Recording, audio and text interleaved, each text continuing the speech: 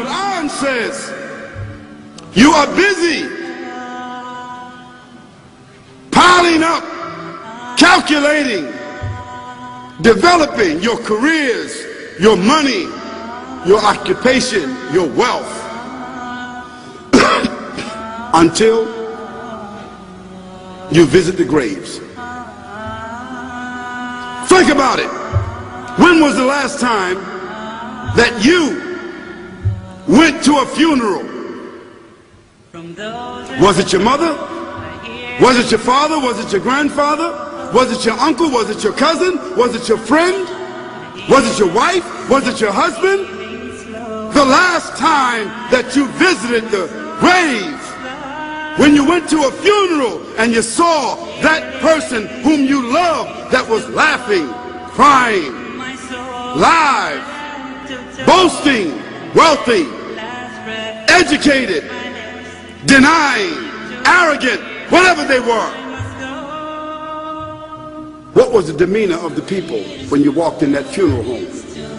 When that person was stretched out in their last suit? What was the demeanor? Were the people cracking jokes? Were they dancing? Were they clapping and singing songs? No. Silence. Melancholy. Trauma. Why? Because every person that walked in that room, seeing that person stretched out, the first thing they thought about was not the person. The first thing they thought about was that one day this will be me. So Allah said, Alhaakumut takathur. All of us, all of you are engaged in running your mouths, doing your business, multiplying, buying houses, cars, business, whatever you're doing. And when you're told about God, religion, life, morality, you're saying, look, I ain't got no time for that. I ain't got no time for that. I don't want to hear that. I don't even believe in God. Matter of fact, I don't even know if I'm going to die, and if I do, maybe I'm coming back again. As a matter of fact, science is so sophisticated that I think really that they're on the verge of being able to solve the whole thing of death soon. We ain't got to die. If we got enough money, we don't even have to die. See how arrogant people can be until they visit the funeral house. And then after you go to the funeral house, if you got the guts, if you're able to do so, you go to the grave. And now this is another scenario. And you say to yourself, is that it? I mean, 50, 60 years, scraping, struggling, scheming, lying, stealing, fornicating, jumping up and down, begging, working, and this is the end of it? I mean, is this what's going to happen to me? Are they going to be dropping me into a hole in the ground? A hole in the ground, the same hole that a cat digs after it defecates. Just a little deeper.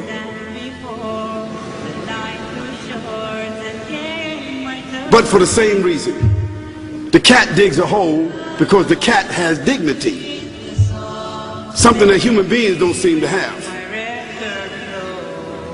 Instinctively, the cat digs a little hole, covers it up. Humans have got to be taught to do that. But it's for the same reason. So you and I, we're going into a hole a little deeper than the one the cat dug. And all the people that's crying, pulling out their hair, screaming, almost acting like they're falling in the thing with you. They want to just jump in there with you. Not really though, you know, it's all an act. Because ain't nobody really going to jump in there and stay in there. They don't love you that much.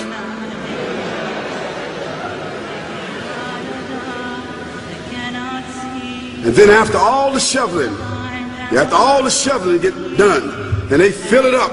And the box, you can't even see the box no more, the coffin that cost $5,000. I don't know what did they burn somebody a $5,000 coffin for? I mean, if I was a funeral director, after they left, I would dig them back up and put them in another box and take that box back.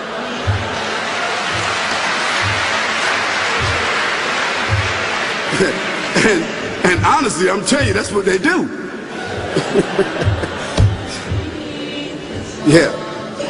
So after all the money and all the drama, and they dig that hole and put you in there and cover you up, and everybody goes back to the place, go back to mama's house or daddy's house or whoever's house, and you know, we cook some chicken or whatever it is, and we do a little dancing and drink some scotch and forget all about that person. And then we want the lawyer to come now and talk about, you know, divvying up the spoils. So if that woman who died had a husband, somebody else is gonna marry him, you know that. And that man who died, you know, that woman, in about 6 months or a year of grieving or whatever it is, she gonna come to understand that she needs somebody else to be with, so she gonna marry somebody. So that means if his suits are still in the closet and he can fit them, who gonna wear them? So it really means that after all this time, and the people walk away from that grave, it's over. What about that person in the grave? What's happening? Because you know and I know that death is almost like sleeping. Death is like sleeping. Your body is gone. Your body is dead.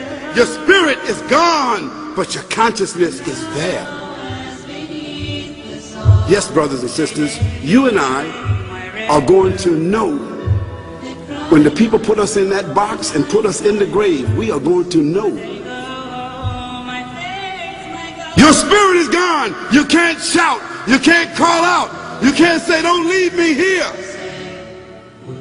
But you're going to be hearing and you're going to be seeing, because that's a different kind of consciousness. But you can't move. And in that grave, this is when the real trauma is going to begin. Because there's a reason for humans to go inside the grave. If the Creator wanted to, He could have caused us to live and then disappear into the atmosphere. But He didn't. He caused us to go into another womb called the tomb. You started out in the womb of your mother, and you wind up in the womb of the earth called the tomb. From the womb to the tomb. This is the whole trip. And this is what you have to think about.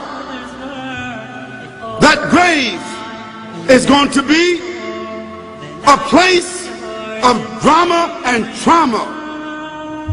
A place where you're going to be questioned before you're resurrected. What happens in the winter? All the leaves fall off the trees and the earth goes dead. And what happens in the springtime? The water comes, generates the earth again, germinates all over again, new grass, new leaves, new flowers, new fruits. So Allah says, and a sign for them is the dead earth. After that, we give it life. And then you eat the fruits from that.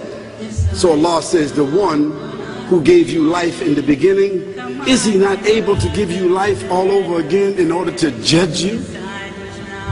Yes, certainly. You may want to deny it because you don't want to be judged. But you will be judged.